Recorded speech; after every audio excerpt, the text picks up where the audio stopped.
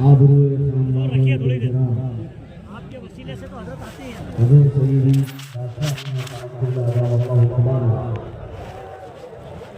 ارے بعد میں ابھی رک جائیے, بیٹھ جائیے آپ, جلسہ تقریر شروع ہو گئی, بیٹھ جائیے, پیچھے چلے مفتی مالوا اور دیگر اساتذہ ملت علماء حضور احترام مشائخ حاضرین اہل سنت و جماعت, السلام علیکم ورحمۃ اللہ وبرکاتہ. الحمد للہ المنان المنان الذي خلق الانسان وعلمه البيان, والصلاة والسلام على رسوله سيد الإنس والجان وعلى آله وأصحابه ذوي الخير والإحسان, أما بعد فأعوذ بالله من الشيطان الرجيم, بسم الله الرحمن الرحيم.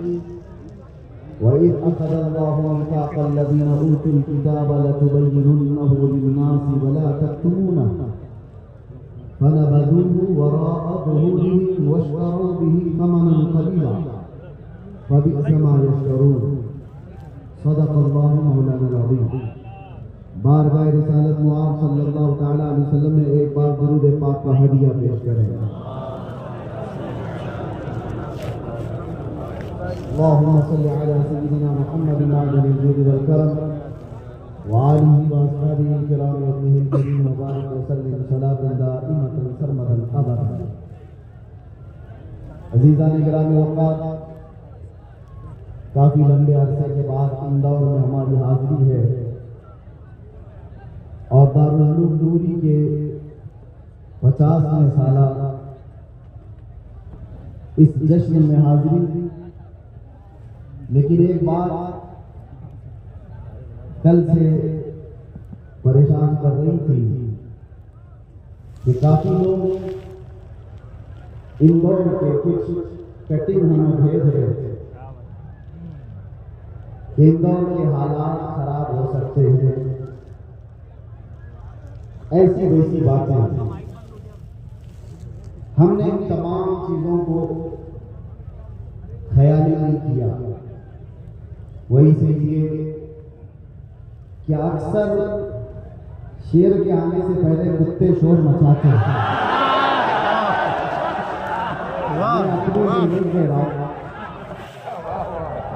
میں تو یہ آپ کو تفریح کے لیے کہا, توجہ.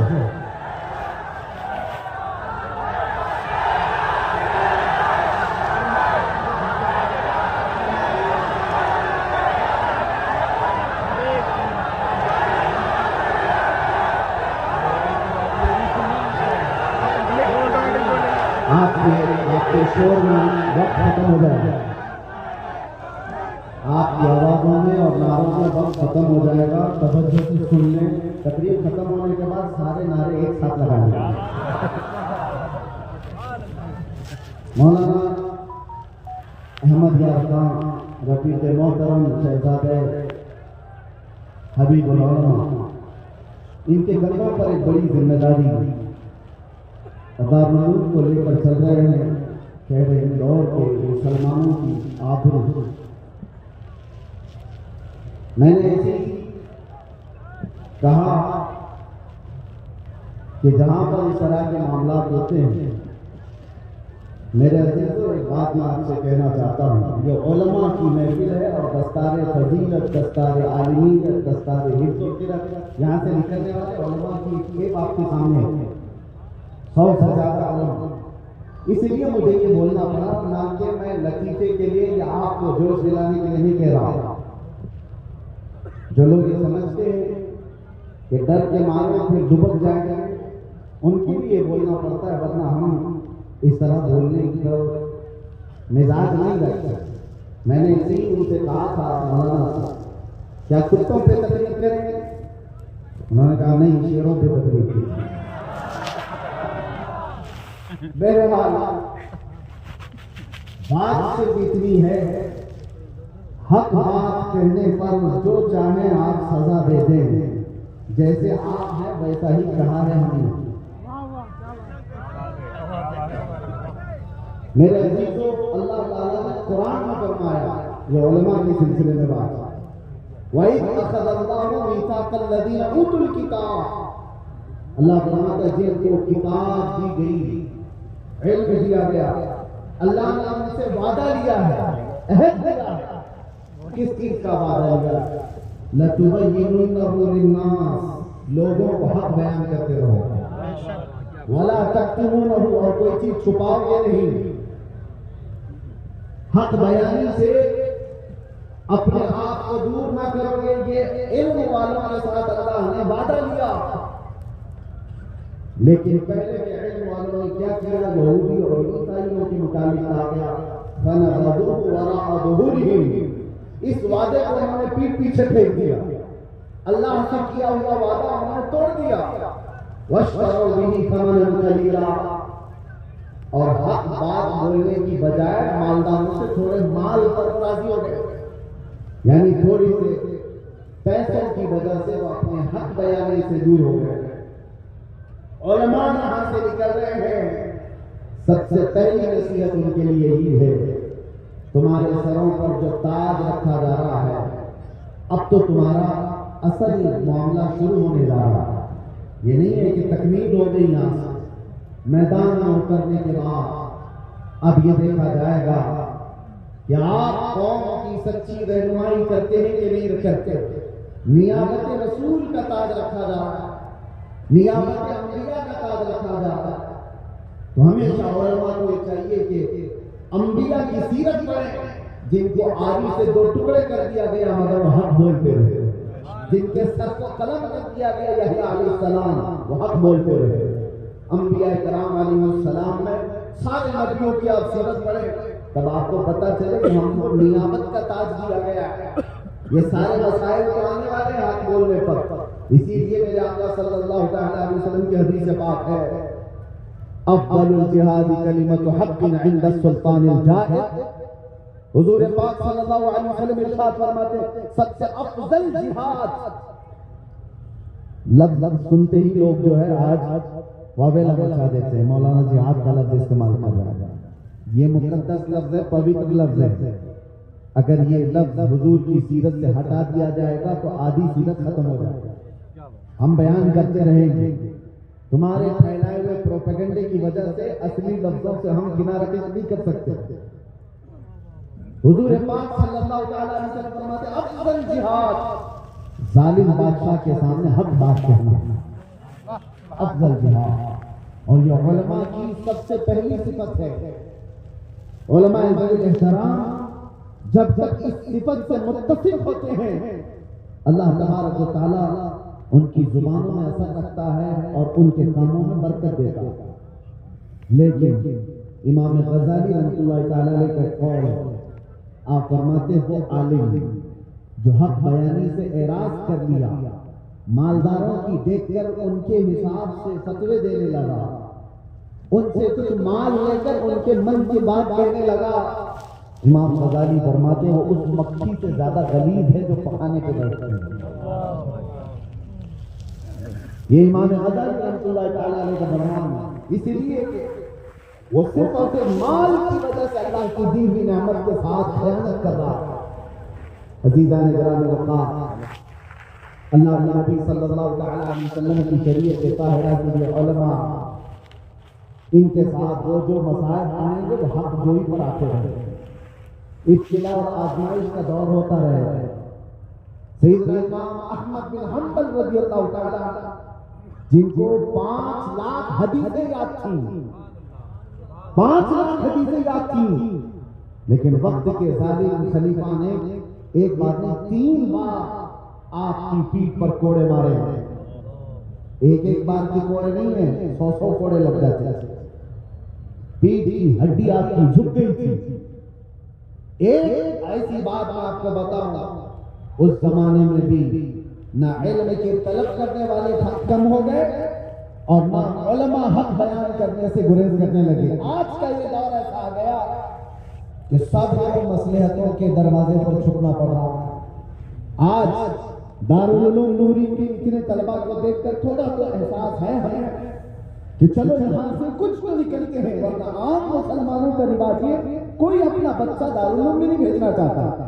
کیوں بناؤں میں مولانا اس، کیوں بناؤں میں حافظ قرآن؟ کیونکہ حالات بہت خراب ہیں، علماء کے ساتھ کیا ہو رہا ہے یہ دیکھ کر کے تم گھبرا گئے۔ تو یہ بزدلوں کی جماعت کہلائی تھی میرے سے۔ ایک وقت ایسا تھا، امام احمد بن حنبل کا دور ہے، ایک بہت بڑے عالم کی بات میں بتا رہا ہوں، بقی بن مخلد، یہ اندلس کے رہنے والے ہیں، جو آج کا اسپین ہے، یورپ۔ اندلس میں کئی جگہ علماء سے علم حاصل کیا، اور جب پیاس نہیں بجھی تو بغداد کا سفر کیا۔ جانتے ہو بغداد یورپ سے کئی ہزار کلومیٹر دور ہے، اور پیدل سفر کیا، کئی مہینوں کا سفر کیا۔ جب بغداد پہنچے تو اس وقت لوگوں سے پوچھا کہ امام احمد بن حنبل کہاں ہیں؟ تو لوگوں نے بتایا امام احمد بن حنبل پر پابندی لگائی گئی ہے، پولیس کا پہرا لگا رہتا ہے، سارے لوگ ان سے مل نہیں سکتے، کوئی بھی جا نہیں سکتا۔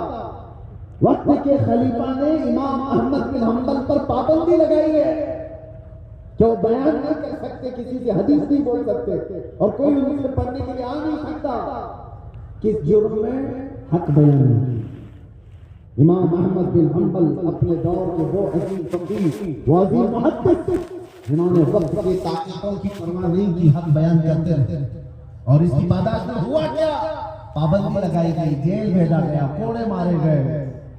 اور بقی بن مخلد کہتے ہیں میں ہزاروں مہینوں کا سفر کیا تھا، اور جب پہنچے تو سنا کہ امام احمد بن حنبل پر پابندی لگائی گئی، یہ بیان نہیں کر سکتے۔ یہ سارے حالات آ سکتے ہیں۔ علماء آج سوچ رہے ہوں، میں سب سے آپ سے کہتا ہوں اللہ وہ دن نہ لائے، لیکن ظالم اس طاق میں بھی بیٹھے ہیں کہ ہماری مسجدوں کی آوازیں بند ہو جائیں، منبروں سے نکلنے والی آزادی کی آواز ختم ہو جائے، اذانوں پر پابندی ہو، یہ ساری چیزیں لائی جائیں گی۔ لیکن یہ دور پہلے بھی آ چکے ہیں۔ بقی بن مخلد اس وقت بغداد کے علماء سے پوچھنے لگے کوئی اور بڑے محدث ہیں یہاں پر؟ لوگوں نے کہا آپ فلاں مسجد میں جائیے، شیخ ہیں حدیث بیان کرتے ہیں۔ جا کے دیکھا بہت بڑے شیخ حدیث بیان کر رہے تھے، کچھ حدیثوں کو ضعیف کچھ حدیثوں کو صحیح قرار دے رہے۔ بقی بن مخلد نے پوچھا یہ کون ہے؟ کہا یحییٰ بن معین، بڑے محدث تھے۔ علماء کو بھی اب یہاں پر جو فارغین علماء ہیں ان کے سلسلے میں بھی میں عرض کروں، باقی یہاں مجھ سے سارے بڑے علماء بیٹھے ہوئے۔ ہوتا کیا ہے، ایک عالم کے ساتھ اگر مصیبت پیش آئے تو دوسرے علماء کو کیا کرنا چاہیے؟ پیچھے بیٹھ کر کے یہ دیکھیں کہ بہت بولتا تھا، اندر چلا گیا نا، اب دیکھو اس کا تماشا کیا ہوتا ہے۔ یہی کریں گے، کسی کی گرفتاری کا مذاق اڑائیں گے۔ یحییٰ بن معین بہت بڑے محدث تھے، ان کو آزادی کی بیان کرنے کی بیان کر رہے تھے، اور بقی بن مخلد کی بہت بڑے عالم ہیں، وہ حدیث سننے کے لیے آئے، جا کر کے یحییٰ بن معین کے پاس کھڑے ہو گئے، حدیثیں سنا، اور اس کے بعد ان سے کچھ سوالات کیے، اور اتنے سوالات کر رہے تھے کہ لوگ پریشان ہو گئے۔ پھر آخر میں انہوں نے کان میں جا کر کے پوچھا یحییٰ بن معین سے کیا آپ امام احمد بن حنبل کے بارے میں کیا کہتے ہیں؟ ڈرا ہوا ماحول تھا بغداد کا، امام احمد بن حنبل پر پولیس لگی ہوئی ہے، علماء ڈرے ہوئے۔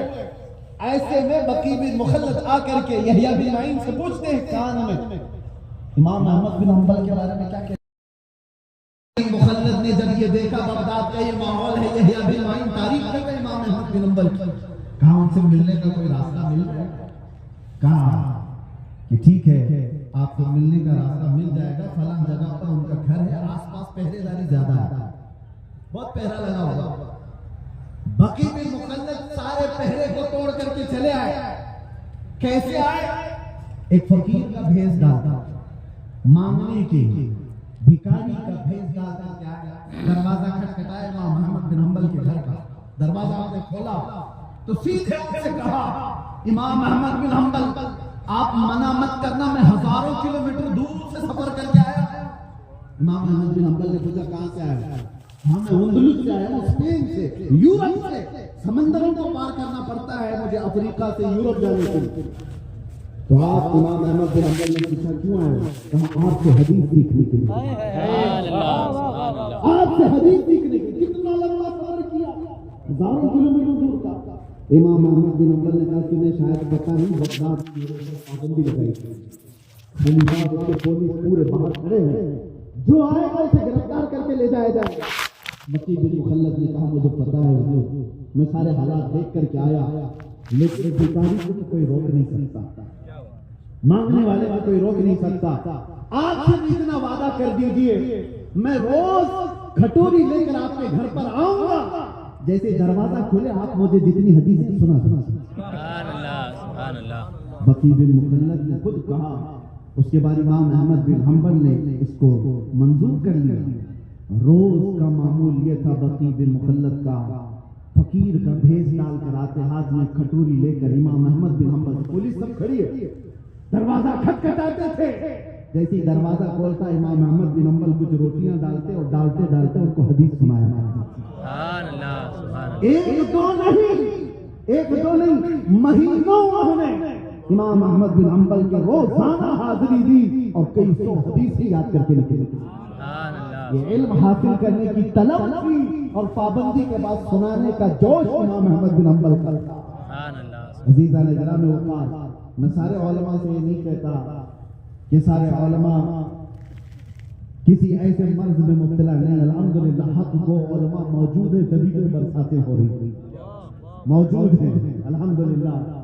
یہاں پر ایک کثیر مجمع موجود ہے، حضرت علامہ اشرف جیلانی ازہری صاحب، جو لفظ میں نے کہا اس کا انویسٹیگیشن میرے سے ہو چکا تھا، مجھے بار بار پوچھا گیا تھا، بہرحال آپ جیلانی ہیں اور ساتھ میں تھوڑا جلالی ہیں، مگر آپ نے میرے غائبانہ طور پر کہا مفتی ظفر نوری صاحب ہیں، جیل کے دروازے کے اندر بھی میرے پاس آتا ہے۔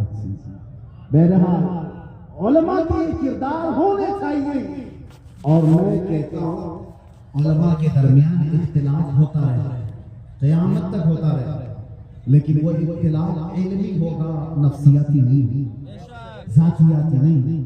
اگر کسی عالم کو کسی عالم کے مسئلے سے اختلاف ہے تو اس کے باپ داداؤں کو نہیں چھیڑا جائے، اس کے خاندان اور اس کے تمام شجرے کو نہیں چھیڑا جائے، اس کے اخلاق اور کردار اور اس کی سارے چریتر کو نہیں لایا جائے گا۔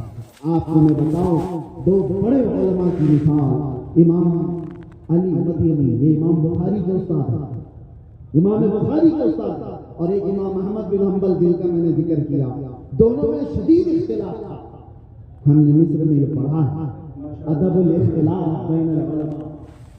مفتی منظر نام صاحب قبلہ کا بیٹا ہے، اس کا نام ارسلان منصور ہے، وہ کہیں گھوم گیا ہے، تو آپ کسی کو بھی ملے، 10-12 سال کا وہ بچہ ہے، ارسلان منصور نام ہے، جو صبح سے لے کر ابھی تک آپ کے سامنے اناؤنسمنٹ کر رہے تھے، مفتی منظر نام صاحب ان کا بیٹا ہے ارسلان منصور، اگر مل جائے مل گیا ہاں تو جا دو۔ اللہ تبارک و تعالیٰ بچوں کے ماں باپ کا سنیے، دو بڑے علماء کا اختلاف میں عرض کر رہا تھا۔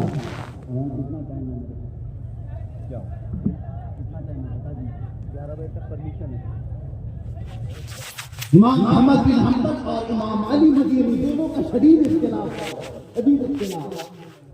مسئلے میں۔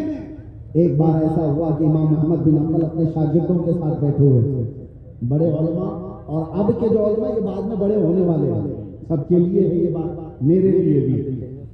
امام احمد بن حنبل اپنے شاگردوں کے ساتھ بیٹھے تھے، شیخ علی مدینی اچانک گھوڑے پر سوار ہو کر کے آ گئے امام احمد بن حنبل کے گھر کے سامنے، ان کی درگاہ کے سامنے، گھوڑا انہوں نے باندھ دیا اور جلدی سے اندر آ گئے، دروازہ کھولا، ان کا جلال دیکھ کر امام احمد بن حنبل نے اپنے شاگردوں کو باہر بھیج دی، جاؤ تم لوگ ہم آپس میں ایک دوسرے سے بات کریں۔ پتہ یہ چلتا ہے کہ بڑوں کے جب مسئلے ہوں تو چیلوں کو بات نہیں کرنا چاہیے، سارا بگاڑ نہیں ہوتا ہے۔ پیرا نمی پرند مریدا می پرانند، فارسی میں ایک قول ہے، پیر اڑتے نہیں مرید اڑواتے ہیں۔ سنیے، امام احمد بن حنبل اور امام علی مدینی دونوں بیٹھ گئے، دروازہ بند ہو گیا، شاگرد باہر کھڑے ہیں، مسئلے میں اختلاف ہے، بحث ہو رہی ہے، ایک حدیث یہ سنا رہے، ایک حدیث وہ سنا رہے، ایک حدیث یہ سنا رہے، ایک حدیث وہ سنا رہے۔ شاگردوں نے یہ کہا ہے، ہم کو ایسا لگ رہا تھا ان کی آوازوں سے کہ ابھی مار پیٹ ہو جائے گی دونوں، اتنی تیز آواز ایک دوسرے کی ہو رہی تھی، مار پیٹ ہونے کا اندیشہ تھا، پھر دھیرے دھیرے آواز کم ہوتی رہی۔ بعد میں دروازہ کھلا، شاگردوں نے دیکھا دونوں حشاش بچہ، چہرے پر کچھ آثار نہیں۔ شیخ علی مدینی نکلے گھوڑے کے پاس، توجہ چاہتا ہوں جو بتانا چاہ رہا ہوں، شیخ علی مدینی جیسے گھوڑے پر گئے، امام احمد بن حنبل پیچھے سے آئے، وہ جیسے گھوڑے پہ چلنے لگے تو اپنے دونوں ہاتھ ان کے پیروں کے نیچے رکھے۔ امام احمد بن حنبل اپنے دونوں ہاتھ شیخ علی مدینی کے پیروں کے نیچے رکھا، انہوں نے ان کے ہاتھوں پر پیر رکھ کر کے گھوڑے پر چڑھائی کی، وہ گھوڑے پر چڑھ گئے ہاتھوں پر پیر رکھ کر۔ منظر شاگردوں نے دیکھا، اندر کیا چل رہا تھا، یہ کیا چل رہا تھا؟ میرے عزیزو، یہ علماء کے اختلاف کے آداب بتا رہا ہے۔ اس کے بعد جب شیخ علی مدینی چلے گئے، شاگردوں نے امام احمد بن حنبل سے پوچھا جس مسئلے میں آپ کا اختلاف کا حل ہو گیا؟ کہا حل نہیں ہوا، میں بھی ابھی اسی بات پر ہوں، وہ بھی ابھی اسی بات پر، حل تو نہیں ہوا۔ کہا اتنی بحث ہو رہی تھی آپ کی، حل بھی نہیں ہوا، لیکن جب جا رہے تھے آپ سے اتنا اختلاف کرنے والے، ان کے پیروں کے نیچے آپ نے ہاتھ کیوں رکھا؟ امام احمد بن حنبل نے کہا خبردار، دوبارہ کبھی اب اس طرح کا سوال مت کرنا، تم نہیں جانتے علی مدینی کا مقام کیا ہے، میں نے تو صرف ہاتھ رکھا ہے ان کے تلووں کی دھول سرما لگانے کے قابل۔ یہ کشادہ ظرفی ہے، یہ وسیع القلبی ہے۔ کاش علماء ادب الاختلاف پر آ جائیں تو میرے عزیز کو گالی گلوچ کبھی نہیں۔ اختلاف کرنے کا حق ہے محققین کو، مجتہدین کو، لیکن وہ اختلاف مذموم نہیں ہوتا، محمود ہوتا۔ اب توجہ چاہتا ہوں، میں یہاں علماء کرام کی بات اس لیے کر رہا ہوں کہ محفل ان کی ہے، اور آج قحط سالی میں مبتلا ہے، ایسا قحط ہے کہ ہمیں کوئی صحیح ڈھنگ سے راستے پر لے کر کھڑا کرنے والا، جمع کرنے والا ملتا نہیں۔ ہم ہزار الگ الگ چیزوں میں بٹے ہوئے ضرور ہیں۔ میرے عزیزوں، علماء ذلیل کرام، علماء ربانیین، جن کو قرآن نے کہا کونوا ربانیین، تم ربانی ہو جاؤ، اللہ کا خوف کرو، اللہ سے ڈرو، یہ چیز اگر آ جائے تو انشاءاللہ رب تعالیٰ ہر خوف دل سے نکال دے گا، ہر خوف دل سے نکال دے گا۔ جو فارغ ہو رہے ہیں وہ علماء، انہوں نے قربانی دی ضرور ہے، کئی سالوں تک پڑھا ضرور ہے، لیکن اصل کمال اس وقت ہے جب آپ اپنے علم پر عمل کر کے دکھائیں، حق بیان کریں۔ اور ہوتا کیا ہے ان کے ساتھ سب سے بڑا چیلنج جو ابھی آنے والا ہے، یہ ابھی جائیں گے کسی مسجد میں امام، کسی مدرسے میں مدرس، اکثر سے یہی ہوگا، اور سب سے پہلا جو ان کے ساتھ چیلنج آئے گا ٹرسٹیوں کے ساتھ آئے گا، مسجد کے جماعت والے، صدر، اراکین، متولی اراکین، ان کے ساتھ ہی ان کے معاملات پیش آ جائیں گے۔ حد ہو گئی، علماء اس بات کا خیال ضرور رکھتے ہیں، ایسا نہیں کہ ان کی باتوں کو لے کے نہیں چلتے، ہم بھی لے کے چلتے ہیں، لیکن ہوتا یہ ہے اکثر آج مسجدوں میں متولی اور اراکین وہ ہیں جو دو نمبری دھندے کرنے والے، سارے چھٹے ہوئے بدماشوں کو، میں سب جگہ نہیں کر، اکثر جگہ کی بات کر رہا ہوں، اور سب سے مولانا جیسا حالات خراب ہیں، آدھے سے زیادہ حالات تو صدر کے خراب ہیں، اور یہ علماء سے کہہ رہا ہے کہ حالات خراب ہیں، علماء سے کہتا ہے حالات خراب ہیں۔ ارے حالات کب اچھے تھے ذرا تو بتا دے، اور کب اچھے ہوں گے وہ بتا دے۔ کیا بات، پہلے کب اچھے تھے وہ بتا دو، کب اچھے ہوں گے وہ بتا دو، تاکہ ہم بیان تو کریں حدیثوں کو۔ ارے شراب پر بولو تو انہیں لگتا ہے کہ کسی کو ٹارگٹ کیا مولانا، سود پہ بولو تو لگتا ہے سیکریٹری کو بولا مولانا، اور کسی کو نائب صدر کو بولو، کیوں تم نے ایسے برے دھندے پال رکھے ہیں؟ علماء تو حدیث بیان کر رہے ہیں، حق بیان کر رہے ہیں، اگر تمہارے ان تمام برائیوں پر انگلی رکھتا ہے تو وہ عالم ربانی ہے، سر جھکا لو۔ ڈاکٹر اگر پھوڑی کو کاٹنے کے لیے قینچی لگاتا ہے، چاقو لگاتا ہے تو وہ تمہارا دشمن نہیں ہوتا، وہ علاج کرتا ہے۔ ارے کٹوا لیتے ہو، ایک عالم اگر تمہاری برائی پر انگلی رکھتا ہے تو دوسرے دن سے تم اس کو نکالنے کی کوشش کرتے ہو۔ علماء کو میں بار بار اکثر یہ عرض کرتا ہوں ان تمام جاہل اراکین کی کیا اوقات، حق بولنے پر اگر مسجد سے برطرفی ہوتی ہے دیکھیں ان کی نوکری اللہ رزاق حقیقی ہے، وہ ایک دروازہ بند کرے گا میرا مولا 70 دروازے کھول دے گا۔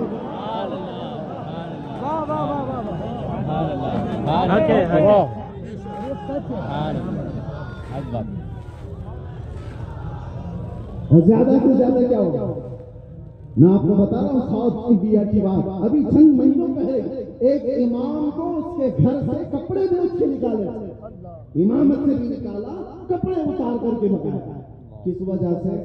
اس لیے کہ وہاں کے موجود ان کے جو فسادات تھے اس پر بیان کیا کہ تم ہر ایک سے ملتے ہو، بدعقیدوں سے ملتے ہو، اس بیان پر ان کو نکال دیا۔ اتحاد کو خراب کر رہا ہے مولانا، بیماریوں پر اگر انگلی رکھتا ہے۔ اور عالم بھی کون ہے آپ کو میں بتاؤں، بہت بڑے امام ہیں، امام سفیان ثوری فرماتے ہیں وہ عالم جو معاشرے کی برائیوں پر نہیں بولتا ہے وہ عالم ہے ہی نہیں، بلکہ وہ سمجھوتا کر کے چل رہا ہے، وہ سمجھوتا کر کے چل رہا ہے، میں تمہیں کچھ نہیں بولوں گا تو مجھے کچھ نہیں بولنا، یہ تبلیغ ہے ہی نہیں۔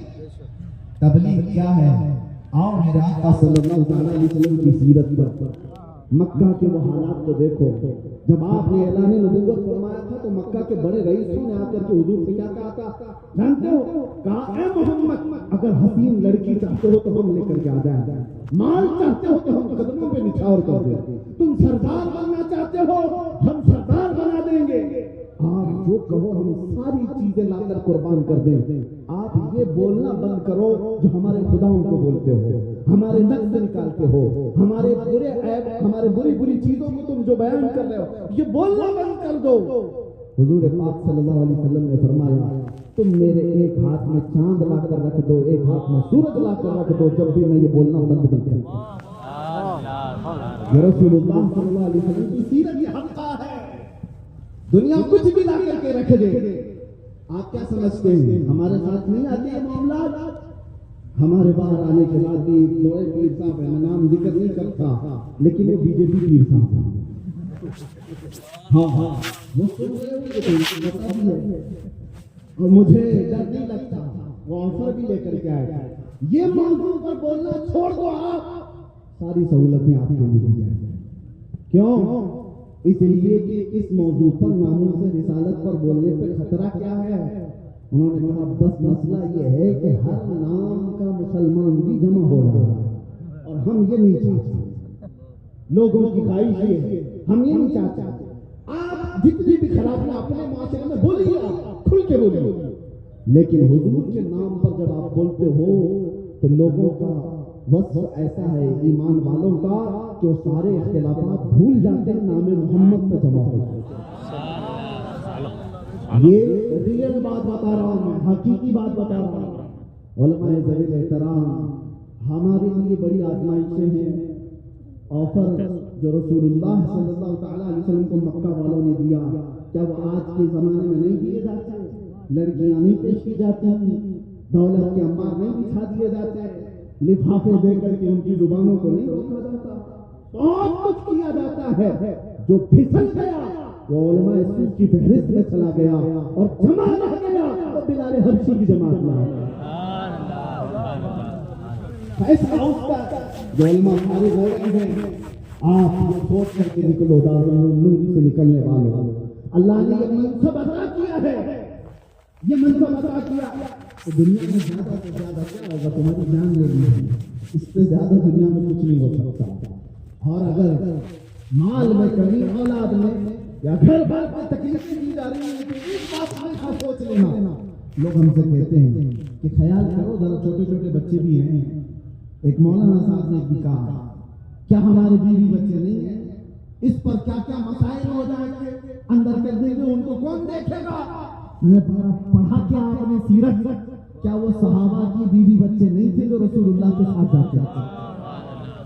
بدر میں گئے، احد میں گئے، خندق میں گئے، ان کے بیوی بچے نہیں تھے کیا صرف تمہارے بیوی بچے؟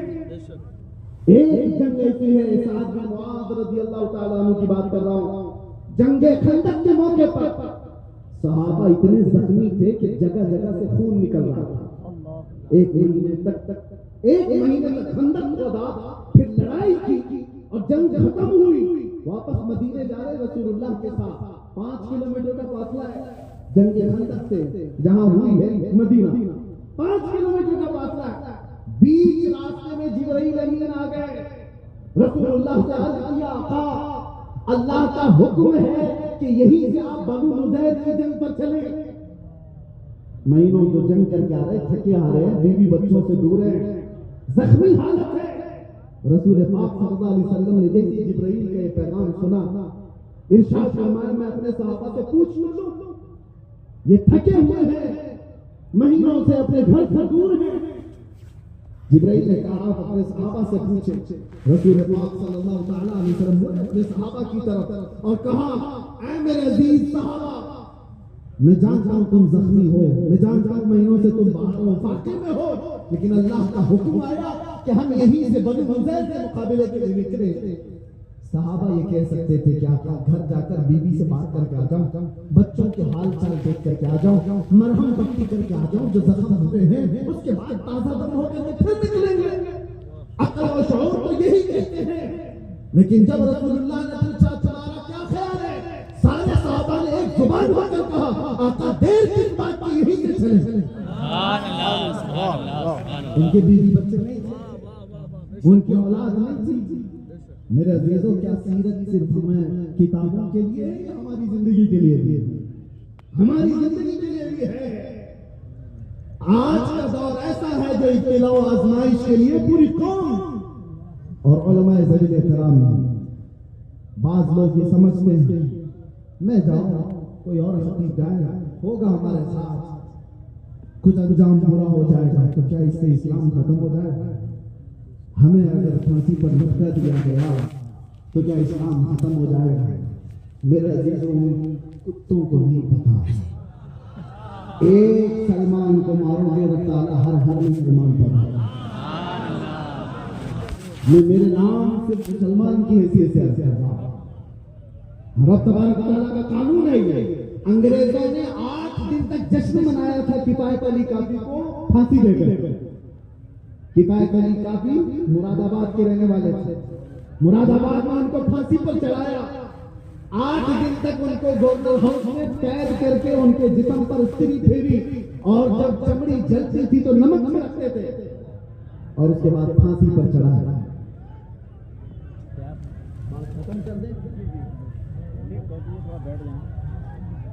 نہیں بیٹھے، جو روکنے والے ہیں وہی سب سے زیادہ ڈینجر ہے۔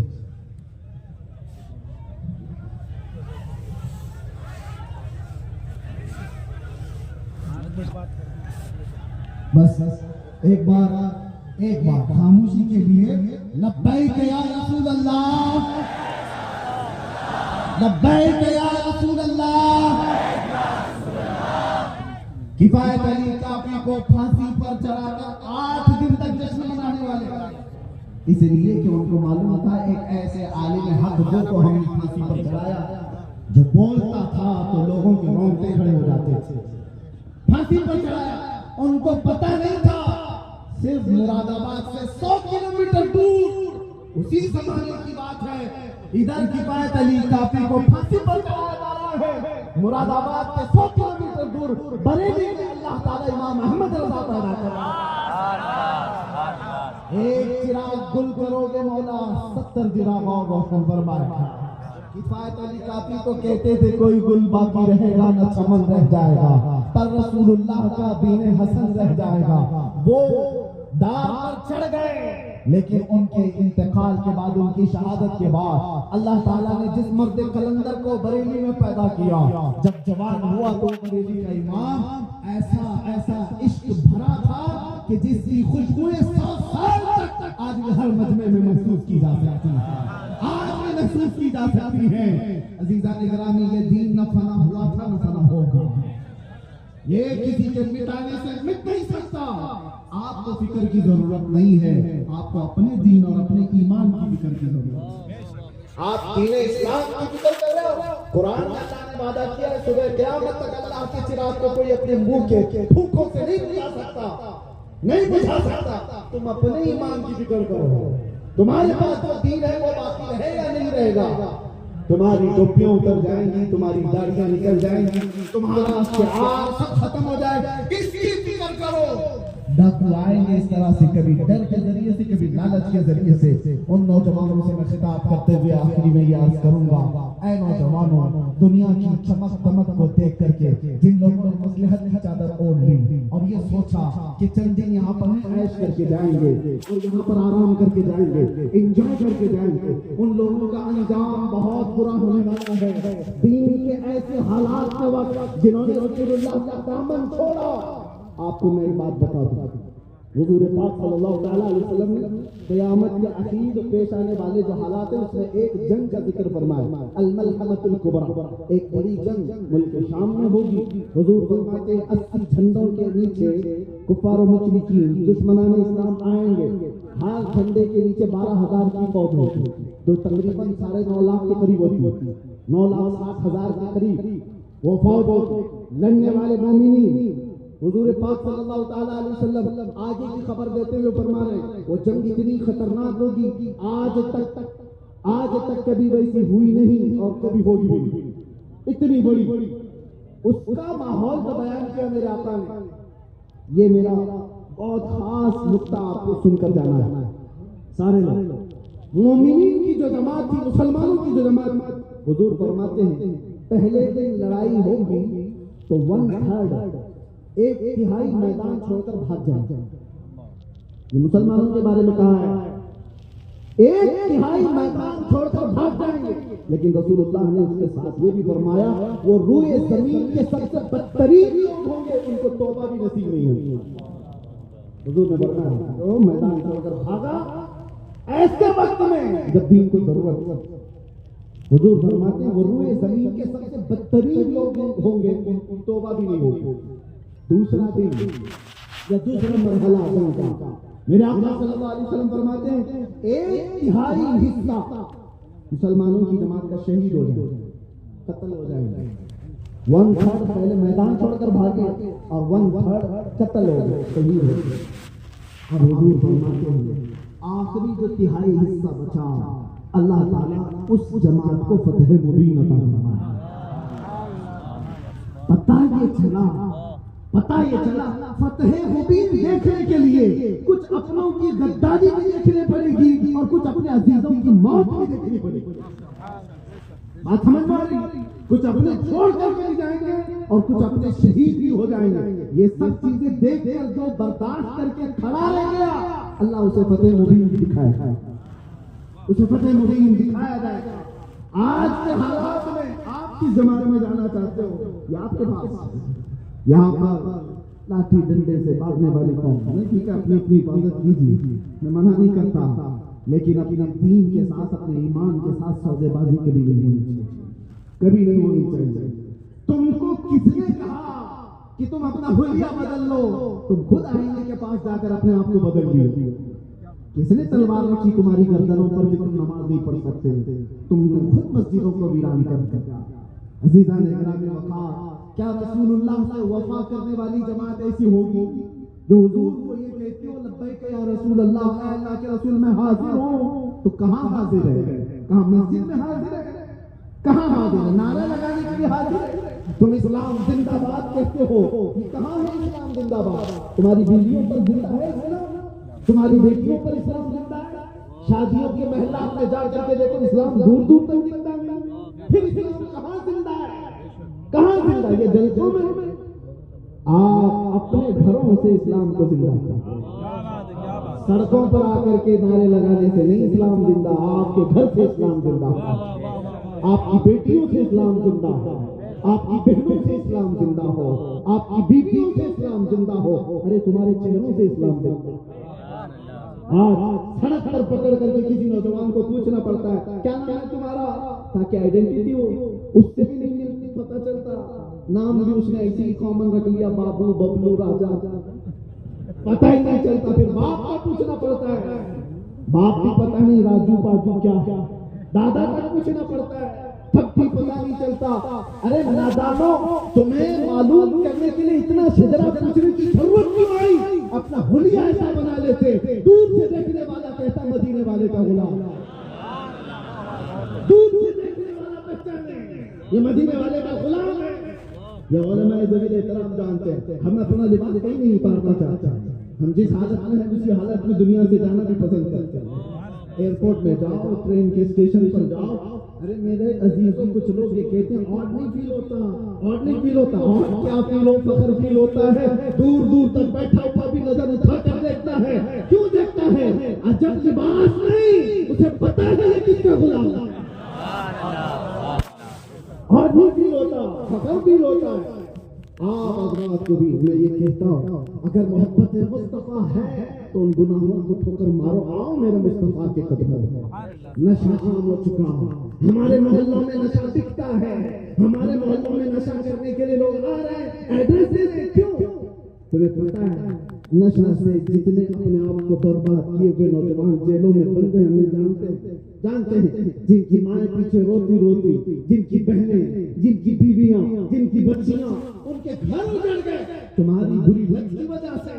اے نوجوانوں، یہ شیطان ہے جو تمہیں اس راستے پر لے جا رہا ہے. تم نشہ کر کے کس طرف جانا چاہتے ہو؟ کیا ملتا ہے؟ یہ دیدہ و دانستہ ساری قوموں نے مل کر کے تمہارے پاس یہ نشہ دیا ہے، اس لیے کہ دنیا کے کتوں کو پتا ہے یہ محمد عربی کے شعر ہے. ان کو نشہ میں سلاؤ تو اچھے ہیں، ان کو پاگل بنا کے رکھو تو اچھے ہیں. اس لیے کہ یہ سیدھے ہو گئے تو کیڑوں کی نیند حرام ہو سکتی ہے، بہتوں کے لیے مسئلہ بن سکتا ہے. نشہ تم کو اتنا کرایا جائے، چھوڑ دو اس نشہ کو. اگر اپنے نبی سے محبت ہے تو آؤ. نشہ کرنا ہے تو کوکین، افیون، چرس، گانجا کا نہیں، عشق محمدی کا نشہ، محبت مصطفیٰ کا نشہ کرو.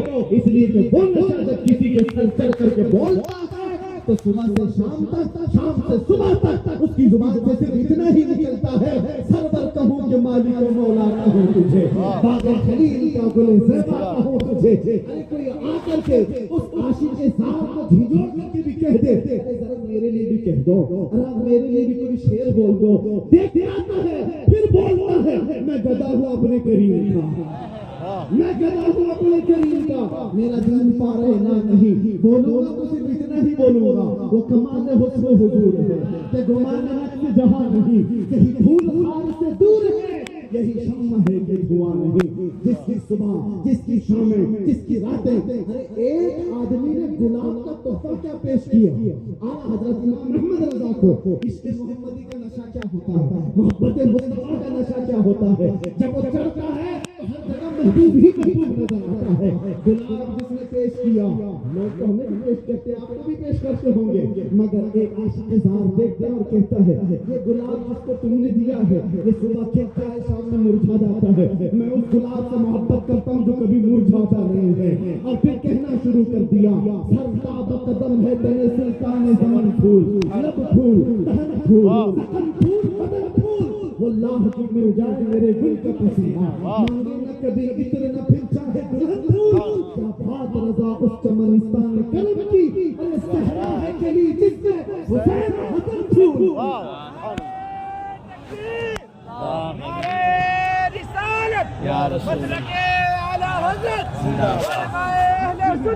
عشق محمدی کا نشہ ہو تو پھر آدمی کو دوسرا کچھ نظر نہیں آتا. اور پھر تکلیفیں کس بات کی؟ ہم نے دیکھا ہے جو نشہ میں 36-36 گھنٹے سوئے پڑے رہتے تھے، پولیس ڈنڈے مار مار کے تھک جاتی تھی، وہ اٹھتی انہیں پتہ ہی نہیں، درد بھی نہیں. تو میں نے یہ دیکھا دنیا میں چرس کھا کر کے آدمی اتنا بدہوش ہوتا ہے اسے ڈنڈے لگتے ہی نہیں. تو یاد رکھو عشق محمدی میں جو مبتلا ہوتا ہے اسے پھانسی کی سزا بھی پتہ ہی نہیں چلتی، گردن نکلنے کا انداز بھی پتہ نہیں چلتا.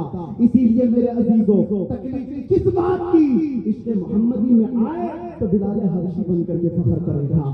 عشق محمدی میں آئے. ایک بات مجھے بہت دل پہ لگتی ہے، جنگ احد میں 2 صحابہ رات کے وقت بیٹھ کر دعا کر رہے ہیں، ایک سعد بن ابی وقاص، ایک عبداللہ بن جہش. دونوں بہت قریبی یار تھے، بہت جگری دوست تھے. دونوں دعا کر رہے ہیں کہ کل جنگ کے میدان میں جانا ہے. اور دونوں کیا کہتے ہیں؟ میرے بھائی میں دعا کروں گا تم آمین کہنا، پھر تم دعا کرنا میں آمین کہوں گا. سعد بن ابی وقاص نے کہا ٹھیک ہے آپ دعا کیجیے. عبداللہ بن جہش دعا کے لیے ہاتھ اٹھاتے اور یوں کہتے. سعد بن ابی وقاص پہلے وہ دعا کے لیے ہاتھ اٹھا کر کہتے اے اللہ تھکل میدان جنگ میں جانا پڑے میرے مصطفیٰ کے ساتھ میں رہو تو میرا مقابلہ کسی بڑے طاقتور پہلوان سے ہو جائے. کبھی میں اس کو دائیں سے ماروں کبھی بائیں سے ماروں کبھی سامنے سے کبھی پیچھے سے اور اس کے بعد گرا دوں اور پھر کہوں لبیک یا رسول اللہ. توجہ ان کے الفاظ کی ترجمانی کرواؤ. خواہش یہ نہیں کہ چھپ کر کے کہیں تھوڑا سا انگلی کٹا کے شہیدوں میں نام لکھا. خواہش تو دیکھو کہ بڑے سے بڑے کسی سے مقابلہ ہو جائے. اور دوسرے صحابی عبداللہ بن جہش کہتے ہیں میں آمین کہا تمہاری بات پر اب میری دعا پر آمین کہوں. عبداللہ بن جہش کہتے ہیں اے اللہ کل میدان جنگ میں جانا پڑ جائے اور حضور کی محبت میں اگر میں میدان کارزار میں پھنس گیا تو ایسا ہو میری خواہش اے اللہ میری خواہش یہ ہے کہ تیرے دشمن کبھی مجھے سامنے سے مارے کبھی پیچھے سے مارے کبھی دائیں سے کبھی بائیں سے یہاں تک کہ میرے جسم کو ٹکڑے کر دے اور ہر ٹکڑے سے میں تیری محبت کا اعلان کروں تیرے نبی کی عظمت کا اعلان کروں. وہ دعا کرتے رہے دونوں ایک دوسرے کی دعا پر آمین کہہ رہے. سنو حدیث میں موجود ہے جنگ شروع ہوئی احد کا میدان ہے شام ہو گئی جنگ جو ہوئی وہ سارے حالات آپ نے سنے ہوں گے. اس میں 70 صحابہ شہید ہوئے تھے. وہ فتح سے ہمکنار جنگ شکست میں تبدیل ہو گئی. بعد میں ہوا کیا سعد بن ابی وقاص کی بھی دعا قبول ہو گئی اور عبداللہ بن جہش کی دعا بھی قبول ہو گئی. کیسے سعد بن ابی وقاص ایک بہت بڑے پہلوان کے مقابل میں اس کو مارا جیسے ان کی دعا کی گرایا اور اس کے سینے پہ کھڑے ہو کر میرے نبی کی عظمت کا اعلان. دوسرے شام ہو گئی تو سعد بن ابی وقاص نے پوچھا میرا بھائی عبداللہ بن جہش کسی نے دیکھا ہے میرا قریبی جگری دوست. صحابہ نے کہا وہ تو شہید ہو گئے. تو ان کو بڑا غم ہوا بہت قریبی یار تھا بڑا جگری دوست تھا کہاں ہے ان کی لاش. پتہ ہے میرے جو سعد بن ابی وقاص کو صحابہ لے کر کے گئے تو عبداللہ بن جہش کے جسم کے 80 ٹکڑے ہو چکے تھے. 80 ٹکڑے ہو چکے تھے ٹکڑے بدل چلے. ان کو جمع کیا سر سے تھا. سعد بن ابی وقاص نے دیکھا اور پھر کہا اے اللہ کل میں نے بھی دعا کی تھی میرے جگری دوست نے بھی دعا کی تھی. میں نے دعا کی تھی کسی بہادر کے مقابل میں آؤ میری دعا بھی تو نے قبول کی اور میرے اس جگری دوست کی دعا بھی تو نے قبول کی. یہ تیری راہ میں مرنا چاہتا تھا. اب صحابہ سے کہتے سعد بن ابی وقاص جو جملے کے لیے میں نے پورا واقعہ سنایا جس کے لیے میں یہ حدیث سنایا آپ کو. سعد بن ابی وقاص کہتے ہیں اے لوگوں سنو دعا تو میری بھی قبول ہوئی دعا تو میرے دوست کی بھی قبول ہوئی لیکن میں آپ کو بتاتا ہوں عشق محمدی میں مارنے کا جو مزہ ہے وہ الگ ہے. محبت مصطفیٰ کا مر جانے کا مزہ کچھ اور مر جانے کا مزہ کچھ اور ہے. کسی کو اقبال کہتا ہے کہ دو عالم سے کرتی ہے بے جانا دل کو عجب چیز ہے لذت آشنائی. اور اعلیٰ حضرت لوگ کہتے ہیں جان ہے عشق مصطفیٰ روز وضو کرے خدا. ارے جس کو ہو درد کا مزہ نازے دوا اٹھائے کیوں. اور ہم سب کے لیے اور آپ سب کے لیے آخری یہ شعر ہماری تقریر کا خلاصہ ہے. پھر بھی گلی گلی دبا ٹھوکریں سب کی کھائی کیوں. دل کو جو عقل دے خدا تیری گلی سے جائے کیوں. لبیک یا رسول اللہ لبیک یا رسول اللہ لبیک یا رسول اللہ. وآخر دعوانا الحمد للہ.